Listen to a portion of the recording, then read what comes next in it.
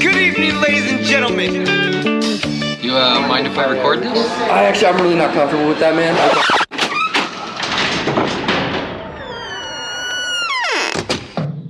Open up, Colorado. It's 420. Time to grind and burn. This is not your son's stoner show.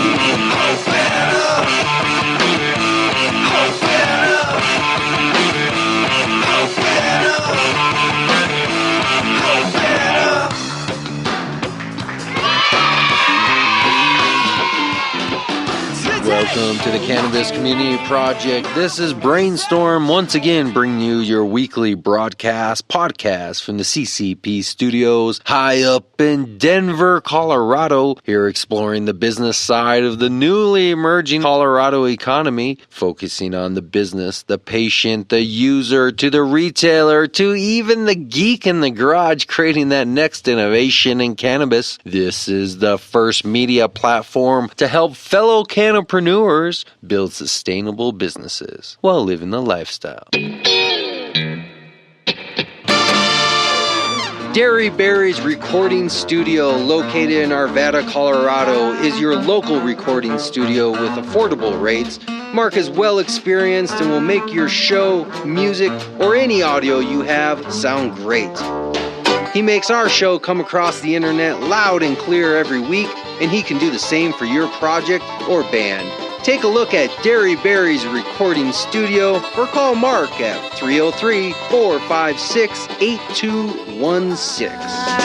Yeah, welcome back. Welcome, friends, family, cannapreneurs, and everybody else listening out there. It's a great week. I'm having fun. I'm excited to be on this week's show to talk about a fun venture I took a couple weeks ago with Amy Rohr, High Urban Hikes. I'm going to tell you all about that. You know, events is just so much fun. That's truly where I have the best time doing what I do. Talking on the microphone, staring at a wall and an empty computer screen is not always the funnest. Live in studio and on the phone is always a blast, but it's not until I go out to an event where I think I really find who I am and what I'm doing and what it's all about. I really want to encourage everybody this week to find an event and go to it and really get the feel of it. You know, events are something that you can find. They're a dime a dozen, but finding the right events, one that fits you and one that is right up your alley and fits your personality and has like-minded people there, those are the ones you'll come back to and the ones you'll make a little family and a home out of. You know, I have one of these events I'm actually going to this Monday. It happens every 2 weeks. It's the all-time high event. If you're here in Denver, let me encourage you to come down to one of these. These are so much fun. I've been to a few months now. I'm going every other week when they come up. It's called the All-Time High Event. You can find them on Facebook. Ari Love is the one who coordinates these events. You can find her on Facebook with All-Time High Best Buds Events. Look it up, Google it.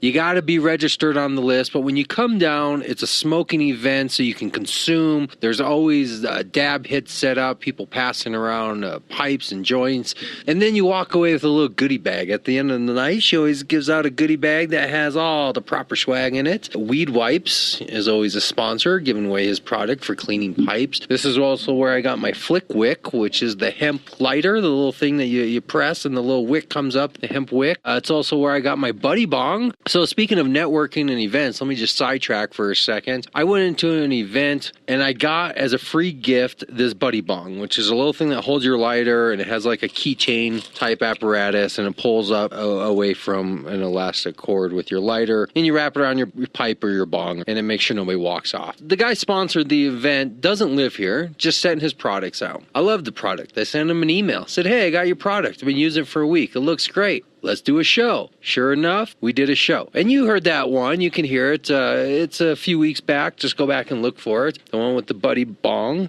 Emmett South. Well, out of those type of interactions, sometimes new relationships form. So I had an idea for a product I've been tinkering around with for the last couple of years, something that's unique to me. And anybody that knows me knows I carry around my anonymous bag, which is just a carrying case with a zipping lock bag, and it has kind of a cooler style look to it, and it keeps the smell out, and you can lock it and have an anonymous bag. So I carry around all my goodies in the bag, and everybody that knows me sees me coming with my bag. And inside my bag, I have all my my paraphernalia, all my handmade stuff, from ashtrays to pipes to little snuffers to lighters to pokers, just all sorts of stuff that over the years you can imagine people tinker with and they get together. Well, I've finally taken some of these products I've gotten some good reaction from, and I've taken it to the next step where I'm looking at prototyping and then selling it. So who do I look to? The guy I talked to that did it himself, Emmett South from the Buddy Bong. I knew he went out there and he prototyped a product and he spent his own savings and he went through all the legwork. So he's already shaved off dollars from my experience just by having that experience first himself. So I called him up. I said, hey man, I got this idea for a product. What do you think? It might fit with your product. You've done the path before. Do you think we can work something out? And right now we are in the stages of prototyping and design. We're putting together the money, the funds to get a prototype fully CAD designed out. And then we're going to bring that to the market because I'm not just a radio show. I'm also a little inventor. And I got a lot of cannabis ideas for a lot of little products because anybody that uses anything day in and day out, you're naturally going to have ideas of how to make it more efficient and better and just an overall better experience. You know, if you play football for years and years throughout junior high and high school, by the time you get to college and then the pros, you're going to have a couple ideas ahead of everybody else because it consumes your life. I guess what I'm saying is I'm not a weekend warrior or a hobby smoker.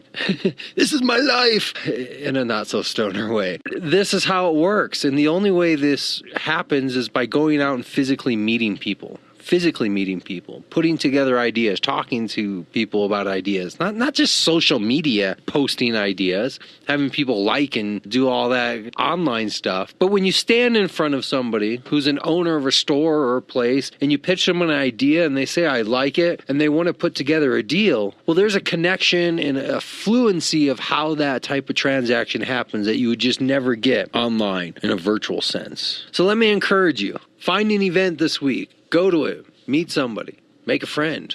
And if you're here in Denver, come down and meet me at the All-Time High event. Every 2 weeks. 27th and Wazee is where we've been meeting. But you got to be on the list, so find them on Facebook.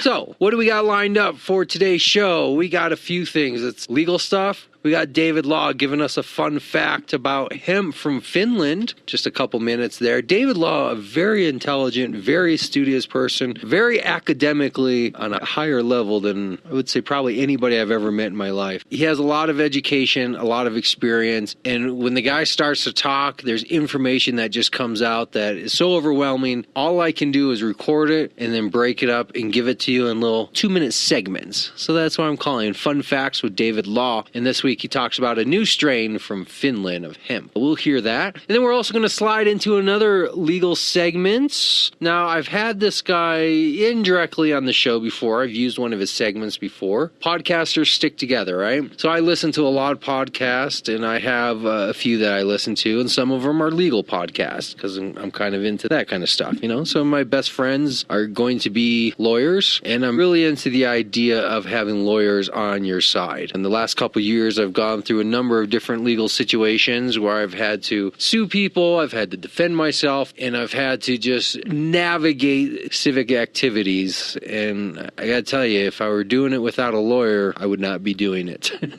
So I got a segment, Partida for the People, with Samuel Partida, a lawyer who's actually from Chicago, Illinois. But he has a very interesting segment about a DUI defense that relates to cannabis. He's going to give us a quick case that just took place that the Supreme Court ruled on an appeal about an accident that happened. Cannabis was found in the person's system.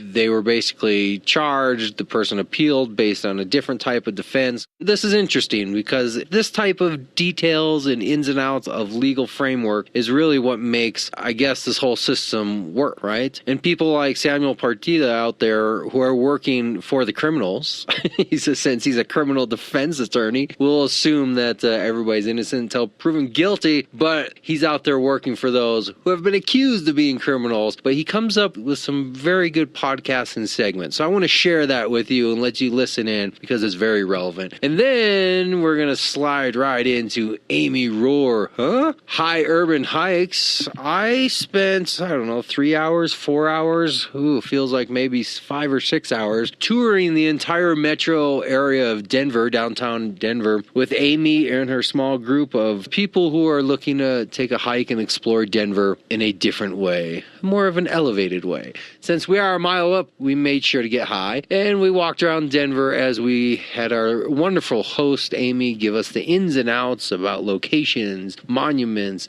buildings, artifacts, museums. We went into the Denver Art Museum. We went into a number of different old hotels. We learned about the dungeon fire pits underneath the Adams Mark Hotel downtown. We literally spent hours navigating the entire downtown area, and Denver is actually in the top few cities that has a very large downtown area. Despite the fact that the city itself is not one of the largest, the metro concentrated downtown area is actually one of the larger of a downtown area for cities, and we walked all around that. So I'm going to do my best to bring you in the most concise but yet pieced together way of what this hike, this tour is all about. You're going to want to take it. Even if you're from Denver, I guarantee you there's stuff you do not know that this young lady has spent many months now preparing with libraries and reading and books and interviews, learning and accumulating all this information for you just so you can walk your stoned ass around and get some interesting facts about this beautiful city of Denver, Colorado. Let me stop blabbing so we don't take up too much of this week's show. We'll get right into it. Let's quickly look back at last week's short-term memory flashback relapse to find out all the good stuff we learned last week. Remember Jay Griffin with Dank, Colorado, another dispensary owner, giving us the inside scoop on what it's like to own and operate a dispensary and what options you have if you're looking to have a career in this industry. How do you actually get a job with a dispensary? Once you get a job, where do you go from there? How do you make a career out of it? That's what Jay educated us on last week. So let's jump right in, get a quick refresh of the memory, and then make some new ones with this week's show. Grind and burn.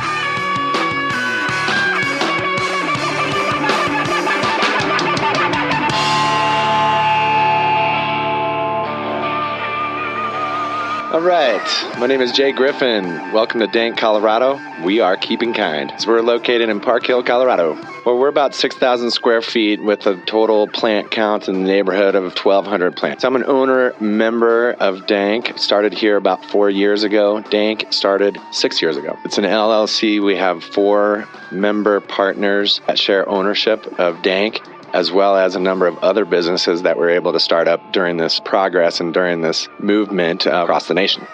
Well, I think that it's a real personality trait that is a testament to my success, is that very detail-oriented and like to do things a certain way every time so that it's the same and very consistent. And when we're building a company, we want all of our staff to be able to do things the same way as the other person. No one's going off on their own, particularly with an industry that's so heavy in regulation. In 2013, as Dank was looking forward to recreational sales and finding it difficult to find financing through regular venues such as banks and obtaining loans, I was able to step in and loan the company some money at that point, and it was offered in lieu of a return of that money. There are some shortcomings in our facility, HR being one, because none of us have been really trained in that, and it's just through experience that we know the ins and outs and that type of operation. Well, I do feel like I've achieved quite a bit in the last 5 years, but there's always, in this industry, there's brand new opportunities every day, so it's very challenging to identify those that you think are going to be worthwhile and a success. And being that the industry is new, everybody wants to team up with you, and they feel that they can bring something to the table, so you have to really dissect all that and make sure there is some value in teaming up with people. And so it's a little easier for me to get a vendor that Dank is not using into the consulting group network because the consulting group is advising and meeting with people nationwide. And so I have an opportunity for those folks to place their marketing information on the wall. We have a whole vendor wall of display. So even if Dank is not currently in business with those folks, they still have a voice in the consulting group. I appreciate your time. Let's make sure to give people who don't want to solicit you, but maybe want to reach out to you, a good way to contact you or at least check out the facilities. All right, good. Please stop by and see me. My name is Jay Griffin. I'm the owner-member here at Dank. We are at 3835 Elm Street in Park Hill, 80207. So please, you can reach us online at www.dank-colorado.com. We also have a Twitter feed at Colorado Dank. Our Instagram page is Dank Colorado, and our Facebook page is also Dank Colorado. Incidentally, our name is Dank, but we had to add the Colorado on the end of that. Of course, with anticipation of adding other states to the end of that. We have expanded at Dank Colorado, but shortly we're going to have Dank Trinidad, and we're going to have Danks all over the nation. I appreciate it very much.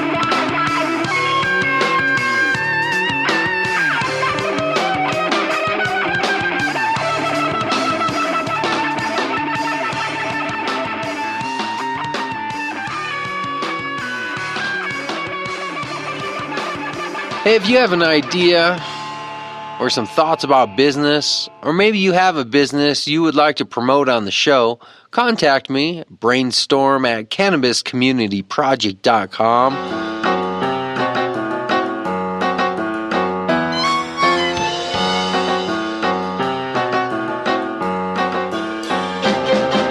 Well, here's a fun fact. I love this. There's a variety, for example, called Finola, which was actually developed by the Finns, Northern Europe. Completely the opposite end of the earth from where hemp evolved, and it doesn't like cold weather, but they bred a cultivar anyway that works very well in that northern climate, and those plants mature extremely early, and I don't think they grow higher than maybe 3 feet. They're really small plants, but they produce tons of seeds, and so it's the ideal variety for seed oil in Finland anyway.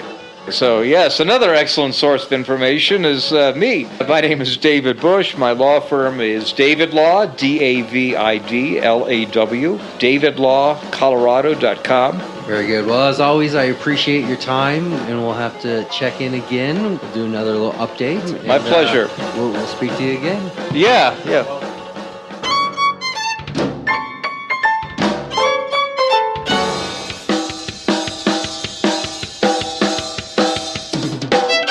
I'm excited to announce we have a new sponsor. Please welcome Cushly Odor Eliminator. You heard them on the show. Now they've come on board officially as sponsors of the Cannabis Community Project. Give them a welcome. Reach out and say hi.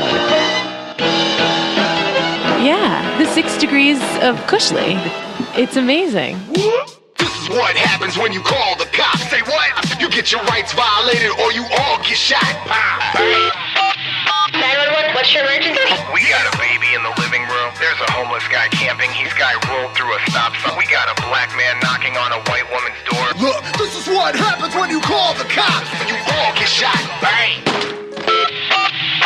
Hey, audio law learners, and this is the Criminal Nuggets Podcast. I'm your host, Samuel Partita Jr., and this is the show that digs deep into the Illinois criminal case law. This one is going to be People versus Way. It comes to us out of the 5th District out of St. Clair County, released on September the 25th, 2015. But seriously, has anybody actually ever really heard of a proximate cause DUI defense? And this involves a driver who was driving along the streets with her son in the passenger seat. The son testifies that mom starts falling asleep and he tries to grab the steering wheel before the car actually veers across the center lane and into oncoming traffic. He is not able to grab the wheel in time. The car makes a head-on collision with another car who's being driven by a pregnant lady. The driver of the other car and the son end up being pretty seriously hurt. Now, nobody dies, but it still was an aggravated DUI because son and pregnant lady do end up with some pretty serious injuries. The baby was born just fine, looks healthy. The defendant is convicted of the aggravated DUI, is sentenced to 18 months, and she, it turned out, had some cannabis in her system. Now, the aggravated part for causing the injury injuries. If the person in committing a violation of subsection A was involved in a motor vehicle accident that resulted in great bodily harm to another when the violation was a proximate cause of the injuries. So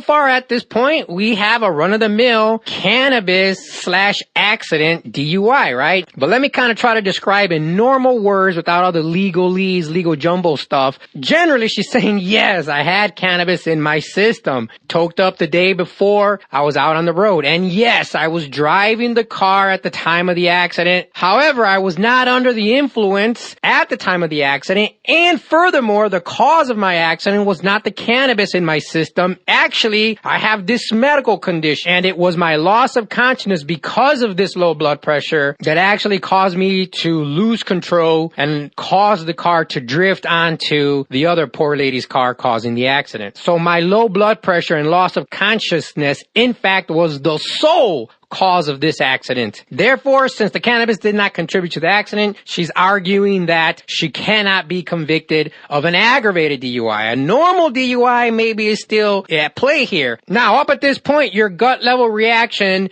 should be what mine was, which is she's got no claim. That's exactly what the prosecution and the trial judge said, and their reasoning and my reasoning also would have been that, look, and what do we know about this whole class of offenses? They're strict liability cases, right? That's kind of what the whole movement to change this law is all about. We've been marching up and down talking about how this stuff is not fair, it's not constitutional, we're imprisoning stoners and weed smokers and all these so-called innocent people that aren't really not really breaking the law. They're not causing injuries. They just happen to be pulled over at a time when 2, 3, or even up to a month before they had smoked a little bit of weed. So we kind of know that that's what this law is all about, and that's why we're up in arms about it. And the state is saying, well, that's the law. Like it or not, that's the exact situation this defendant found herself in when she's involved in this car accident. She's not debating that she smoked up. Strict liability means that all we have to do is prove that her driving was the proximate cause of these injuries,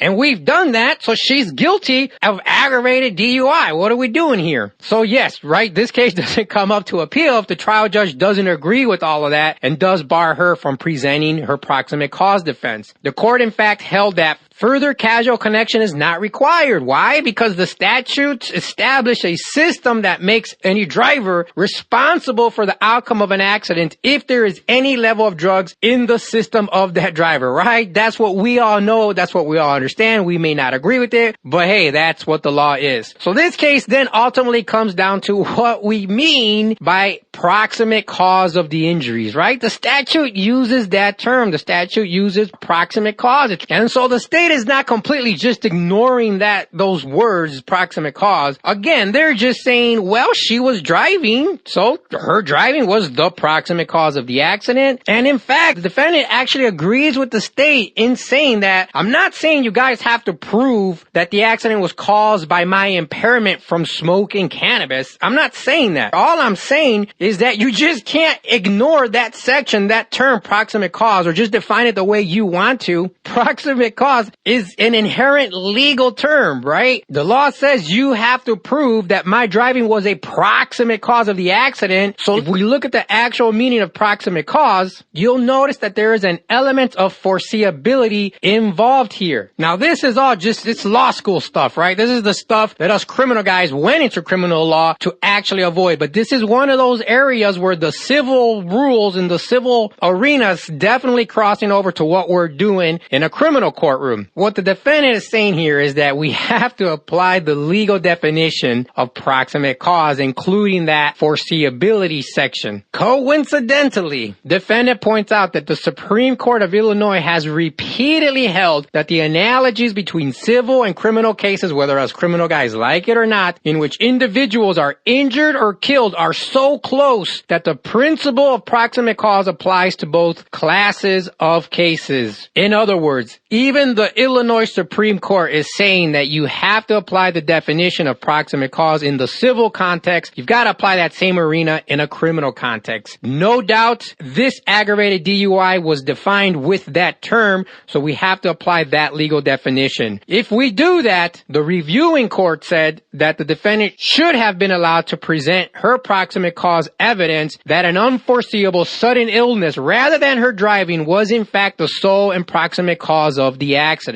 Of course, the state would have been allowed to attempt to discredit or rebut that evidence, and the trier of fact should have been allowed to evaluate it. Since the defendant was denied this right, the case was reversed and remanded so that that can happen. We cannot ignore that term, the proximate cause, and if she thinks she has a defense that her driving was not the proximate cause of the accident, well then she's got to be allowed to present it. This was the Criminal Nuggets Podcast with Samuel Partita Jr. bringing you the shiny nuggets of information found within Illinois criminal court. Bang!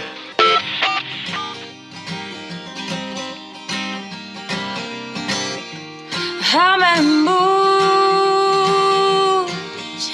has it been, darling?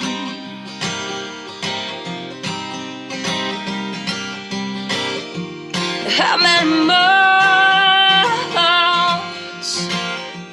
since June?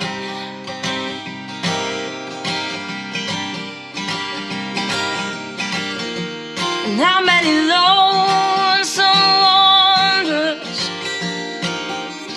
wandered around with you? Wandering and wondering like they do.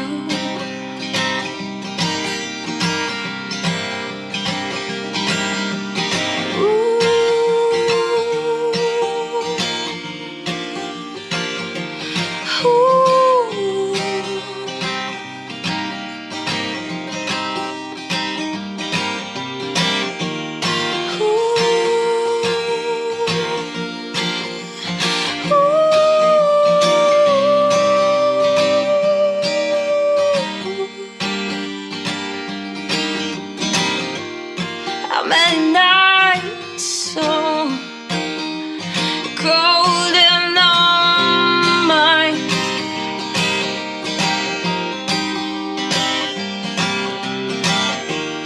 How much forgetfulness did you let yourself find?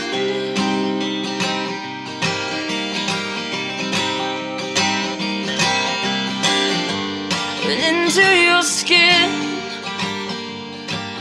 those foreign winds climb. Oh, into your skin, those foreign winds climb.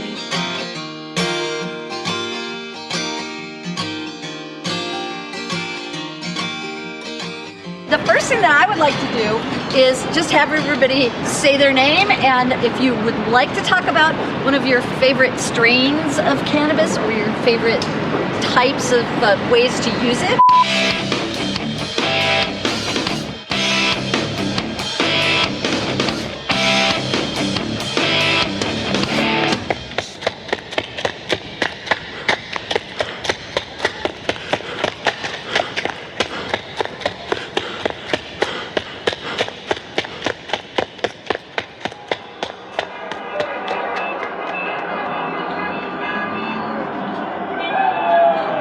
Amy Rohr from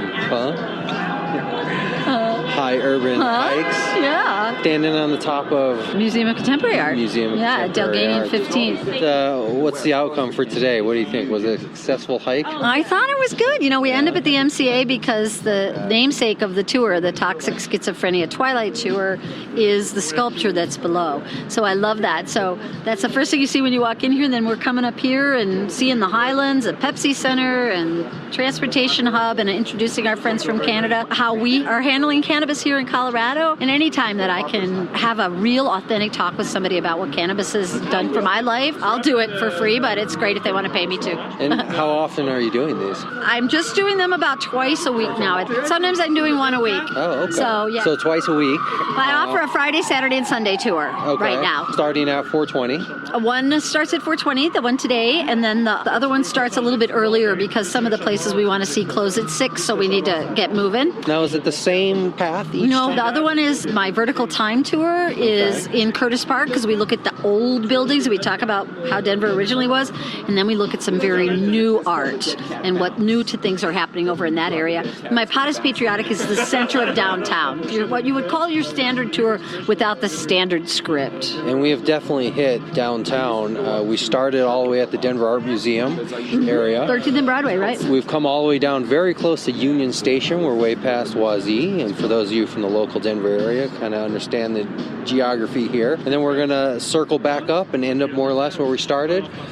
Yeah, pretty much. People are going to have a choice at the end of the tour of what they want to do, but I often recommend people grab the 16th Street Mall bus and head back toward the east side, wherever they came from. This was a solid 3 hours. Yeah, and it one is. of the things I was thinking is in your poster you send out, you should put the calorie burn count. Oh, there you go. Like the, over 10,000 steps walked in 3 hours, something, and then do some type of quick math of what that equates to in calories and throw it out there. Hey, looking to get some exercise this Saturday? Sure, because that's why I call it a hike and not a walk. I can feel it. I can feel my my legs and my back. Yeah, they're all about 2.5, 3 miles. Yeah, exactly. I'm a little worn down. Yeah, but I think it's good for people to feel that way. They can, get a little bit high and contemplate some of the stuff they saw today and what they enjoyed, and maybe go back out to another part with the same attitude tomorrow and go look at something else in Denver and say, wow, this is cool. I didn't know this was here. Absolutely. I really enjoyed this, especially since I've lived in Denver coming up on 20 years. It's still stuff that I was unaware of, like what is the big sweep? Yeah, there what you does go. Dam mean? Right. And new people don't know either, so that's great. I mean, this is not just a tourist hike. This is definitely for locals who really want to pass the afternoon finding about their own city. And enjoying cannabis with like-minded people, and maybe get a good piece of shortbread along the way. Absolutely. and I got myself a brownie. Great. So how does it work from here? Are you charging people for the hike? I do. The happy hour hike, because it includes admission to the Museum of Contemporary Art, is $55. And the 3-hour hikes during the day, the one that starts in Curtis Park and the one that starts at high noon on Sundays in front of Brown Palace, those are $49. But you can find them all on the HUD Denver with the date and the time all laid out and a little bit what each hike is about. And my phone number's on there, so call me. I'll answer any questions. Or if you want to create a custom hike for some family that's coming into town for a wedding or whatever, I'm totally down with that. That's a good idea. Yeah, absolutely. I have some separate prices for that, but I'd be happy to talk with you about it. How are you so good at this? Are you standing at home in front of the mirror practicing at night? Oh, that's so nice of you to say that. I've been in politics for 10 years, and I've been in the front of the organizations. I've had to talk to a lot of people. I just love talking to people. I love learning about everything. Art, history, the lore, the lives of people. I love it. It's Did you so spend intriguing. months and months in the library doing back research and reading about history? How did you get yourself acquainted with all these details you're disclosing to us today? Yeah, pretty much that's what I did. In May, I decided I went to the Mother's Day high tea, and I had already committed to doing these hikes, and I really felt like I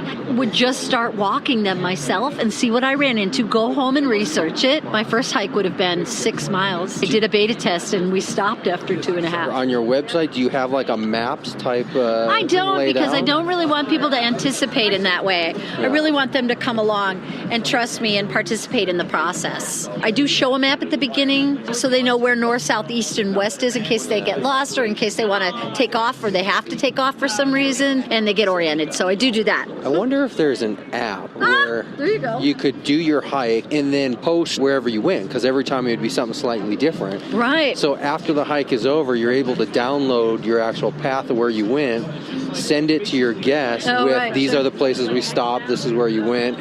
It kind of as like a post hike, something for the people that are paying and getting something tangible, and then they know, well, when we come back next time for the hike, we've done this route. And, we can do the blue route or the yellow route or the since you're not able route. to anticipate it beforehand because you want to do it kind of spontaneously.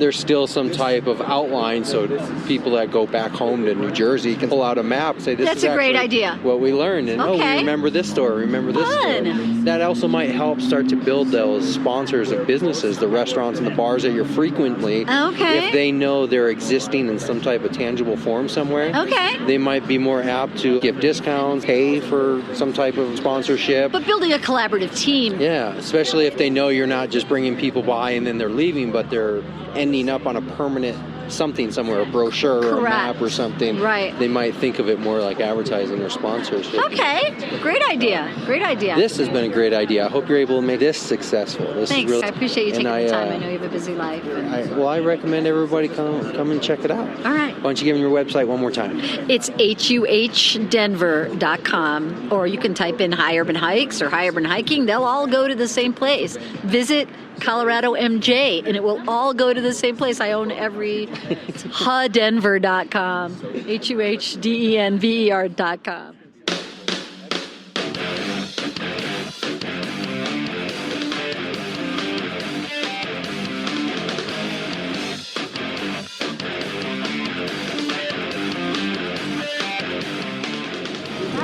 Stop here for just a second. All of this area here, all of the addition, the Frederick Hamilton building, the library, the Clifford Still Museum, was all the vision of a single person, a woman named Jennifer. She died before they finished all of this, so this sculpture is called Jennifer. This blue sculpture was done for her to honor all the work that she did to bring this golden, what they call the golden triangle, together. This is another interesting layering or juxtaposition. This is a very old building. This is the house of a man who started the newspaper called the Rocky Mountain News, a man named Byers. This building is one of the newer buildings in Denver, and Clifford Still is an abstract artist who actually greatly influenced Jackson Pollock and a variety of other artists. But he didn't really like the art community. He didn't want to be told where he could show art, when he could show art, how much it was going to cost, and suck up to people at cocktail parties. He thought that was all bullshit, so he didn't want to do that. So he didn't really show his art very much. And he kept all of his art together. So when he died, his will said, any city can have my art collection for free if they build the appropriate housing for it and the storage for all of the pieces. Nothing goes anywhere else. So for $92 million, Denver got Clifford Still's art collection for free. So what a deal, right? What's really nice about this collection is that you get to see his development. So when you look at the very beginning, you see him doing paintings of really austere agrarian farmers, and then you see toward the end, as you get to the top, how that austerity has turned into lines and abstractions. So you really get a feel for who he was as an artist. So this is it's very worthwhile to go to this museum. Now, across the street, we've got the Byers Evans house.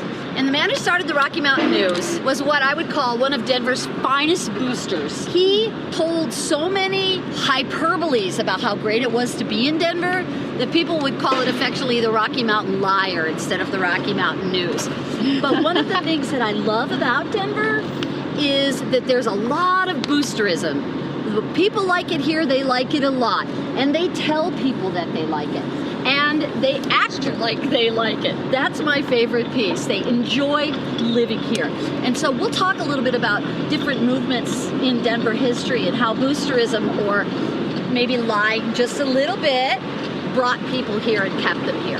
But you could also go in that house. It's been redone in a 1920s Art Deco fashion, but it was originally built, I believe, in 1877. It's going up this way.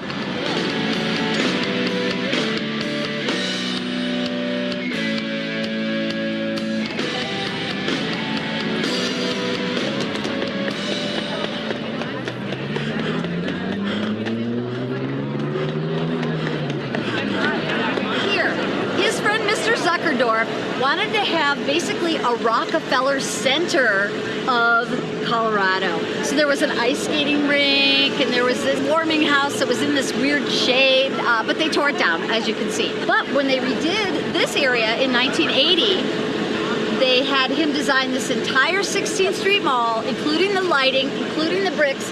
And when you see it from an aerial view, it looks like a diamondback rattlesnake. It has lots of nice features, including making it a pedestrian place where there could be free buses. The whole design was created by Mr. Kay.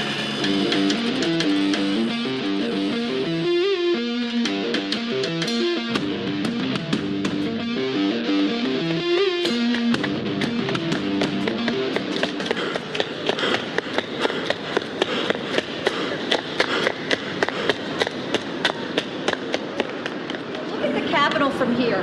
The Capitol was built in 1884, and the land that the Capitol is on was originally owned by the man who built the Brown Palace.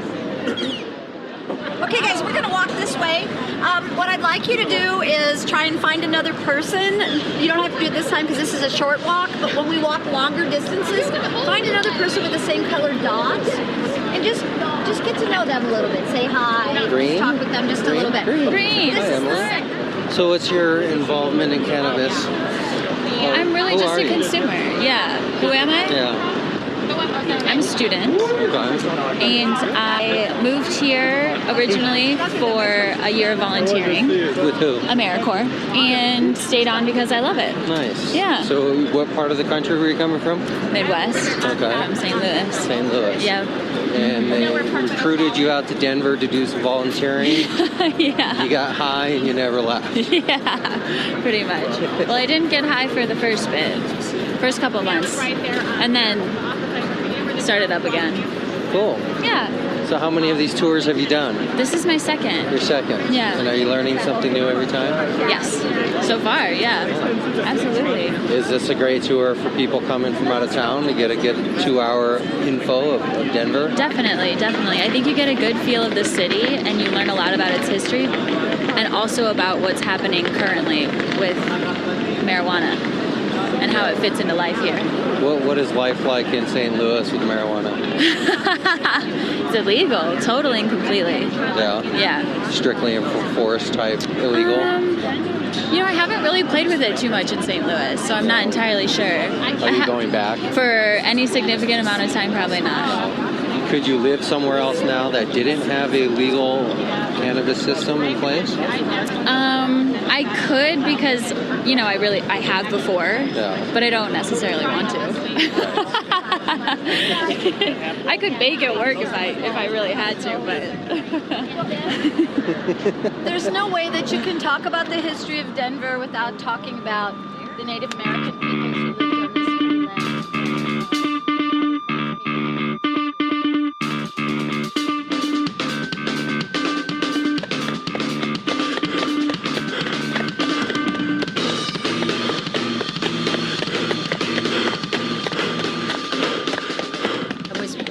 Railroad business here, huge tram business. They had trolley cars. They ran all the way out to Boulder, all the way down to Golden, and the trolley cars ran until 1950, and they all ended on one day with this big sign on the front that said, "We're sorry, we're all going out of business," and underneath it said, "Sponsored by Shell Oil," which it was. They traded petroleum buses at that point, and then that was the end of the, but a lot of the buildings that you see are converted offices or manufacturing spots for tram cars. There's a huge REI sportswear, right? Huge. That used to be the main tram station and fixing to fix them. It's just amazing. Huge, beautiful building right on the river. Quite lovely. But all of these old buildings that you see, all these red ones, and a lot of them were banking or financing for the railroad and the tram industry. Yeah, and then mining too. But they got kind of skittish in the late 1800s. The United States government changed the way that they purchased silver, and all of our silver millionaires went upside down immediately. So they wanted to really diversify after that, to make sure they didn't get caught with their shorts down. And they've got beautiful marble mines up there. Lead, of course, was a big thing. Gold, of course. Colorado, the city, started on a rumor of gold, but that's not really what was happening here. Okay, we're going to get off at the next stop. Not at this one. I'm going to tell everybody else, okay? We're right here. We're in California. We're in California.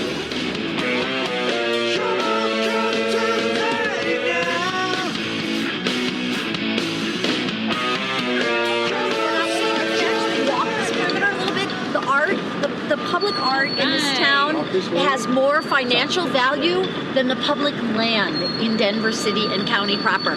This city has committed to public art. One of the ways they do it, which is similar to some other cities, is they take 1% of any $1 million municipal construction projects. So, like, you know, Lao Tzu, which we'll talk about in a little bit, was a result of this construction. Okay.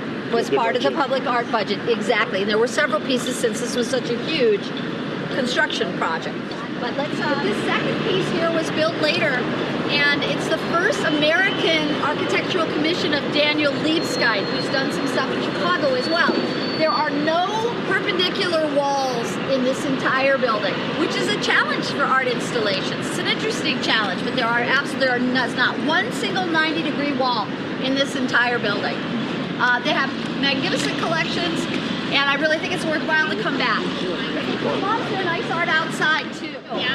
This piece right here is called Monoliths by Beverly Pepper. I just wanted to give a sense of gravity to the space, not it overtaking the space, but a very solid, earthy sort of a feel. I wrote it on our piece, but that's a pop art sculpture by Klaus Oldenburg. You know, he did the big soft hamburger, and he did 18-foot billiard balls, and he likes to really examine the blowing up of items and giving them this kind of superhuman feeling and let people feel themselves next to something that would normally be small by them. It's just the elements of scale are super important to him. So.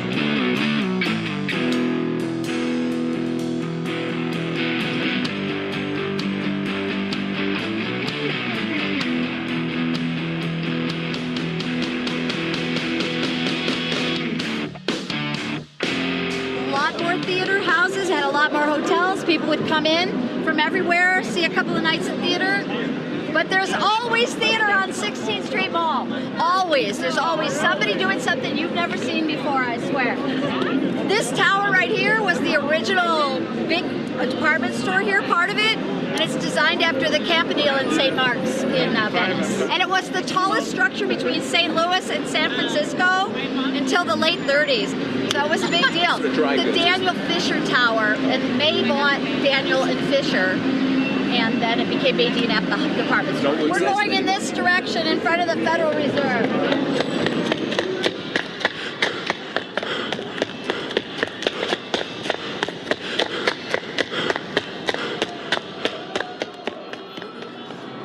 In 1965, under the policies of urban renewal, they knocked down 113 acres of Victorian neighborhoods and buildings in this area. They knocked this block down, and they were going for this block, and a lady named Dana Crawford, who was in her 30s at the time, said, "Oh, no, that's not happening." And she formed the Larimer Square Group exactly 50 years ago this summer. Is that right? Am I doing it? No, 60. Which is it? It's 50. Oh, thanks, Becca. Sure, I'll edit that. Yeah, so much for not convincing you I'm a stalker. I'll clean that up and edit it. But anyway, all of these buildings have the most unique character. And this is where it actually started. This is exactly where Denver started. A man named Larimer jumped a claim, and he built a 20 by 16 cabin with something really fancy in it, which was like wax paper, like glassine windows. No one had that. Everybody else either had flies coming in or completely dark. So that was a really big deal. And there was another group of people who had started a town on the other side of the river that they were calling Auraria. This was called St. Charles Town. And Larimer did his wheeling and dealing, and they had a candlelight ceremony over the river, and this became Denver. And he chose the name Denver because the current Kansas territorial magistrate, or whatever the name was at the time, was a guy named Denver. So he was doing this real brown-nosed move. But the city didn't get named until this man was no longer the territorial governor. He didn't get anything for it. But all of the first post office, the first pharmacy, the first everything was here. And we're gonna just go kind of in a U, and I want you to look up. This original building here was called the Granite Building.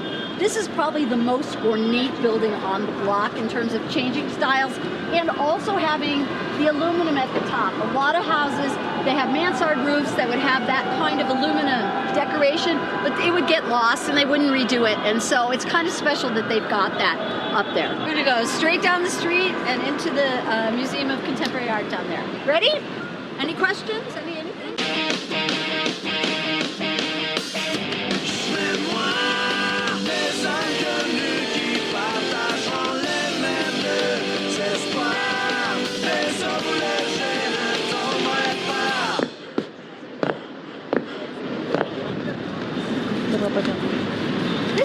pilgrimage. Whoa. And this was by a Chinese American man, sculptor, who had moved to New York City. And when he originally cast his own body for this, it was in the middle of the winter. He was completely naked, and he was down on the sidewalk because that's how he felt as an immigrant in New York City. He felt unseen. He felt like people could walk over him. He felt naked. And so this is the way, and what they do is they usually have water in it, and they will keep water in it. They'll put more water in it in the winter so that it freezes up. He wanted the sculpture actually to be surrounded by ice during the winter. Isn't that cool? Let's cross the street here, guys. Go to the gates of hell. Are you ready? Yeah. Right there, ready? He's allowed to say that. Yeah, we're going to see. This was the original Sheraton. On the other side, there was kind of an open area. But originally what sat here was the Arapahoe County Courthouse. And it's reported that one of the elevators went all the way down into hell. That many times the people who worked there reported, working late at the courthouse, janitorial work or whatever, that one of the elevators would open and this incredible sulfur and heat would come out of there. So it would be right where this new hotel has been built. Now the question is, does anybody want to go into the Sheraton and ask if they'll show them the gates of hell? That's the question. Does anybody volunteer? Yeah? She's gonna do it. Yeah. Well, we should do it as a group then.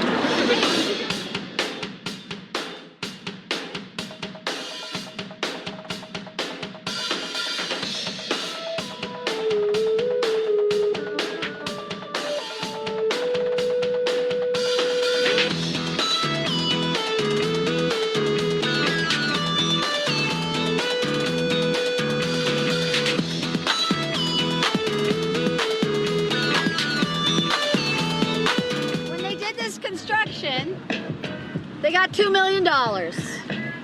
And they called this area, thank you, this whole area out here was called the Sculpture Garden. So everybody's imagining this kind of Greco-Roman sculpture area that with many sculptures and fountains and all this. And this is what they spent the $2 million on. It's actually a nice sculpture. It's wonderful, but it was really controversial. Now we can take a vote as a group. There's actually a musical score that plays underneath the dancers that was created by the man who actually did the sculpting.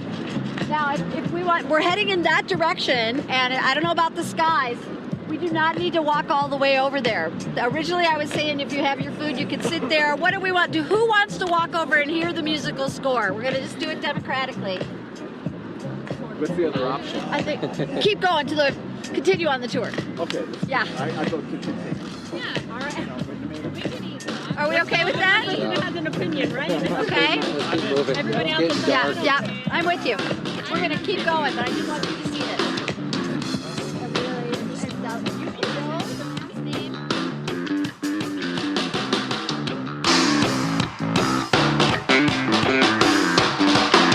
Thanks for listening to this week's show. Make sure to come back next week. We're going to have more guests lined up, speaking with dispensary owners, growers, business owners. Make sure to follow us on all of the social media, Facebook, Google+. You can listen to our shows live from the website or your preferred listening platform. Find us on iTunes, Stitcher, SoundCloud, Spreaker, even YouTube, all under the same name, CannabisCommunityProject.com. We'll see you next week.